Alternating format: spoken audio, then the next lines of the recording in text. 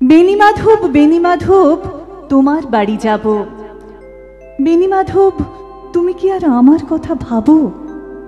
বেণীমাধব মোহন মাসি তমাল তরুমূলে বাজিয়েছিলে, আমি তখন মালতী স্কুলে।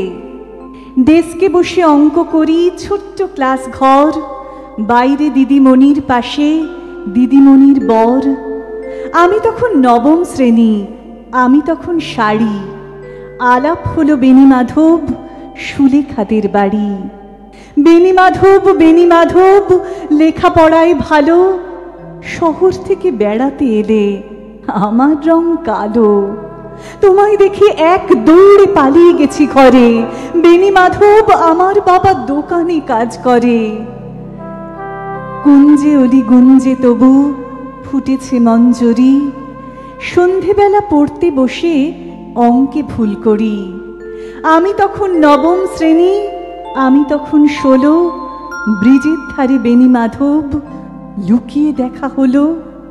বেণীমাধব বেণীমাধব এত দিনের পরে সত্যি বলো, সেসব কথা এখনো মনে পড়ে? সেসব কথা বলেছ তুমি তোমার প্রেমিকাকে?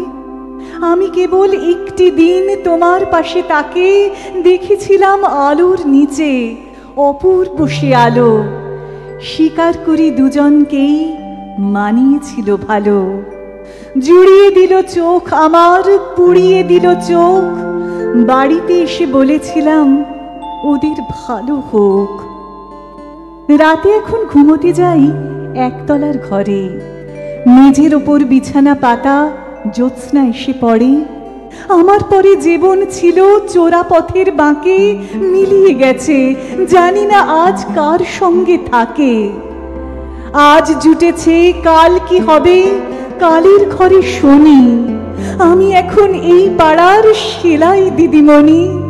তবু আগুন বেণীমাধব, আগুন জ্বলে কই? কেমন হবে আমিও যদি নষ্ট মেয়ে হই?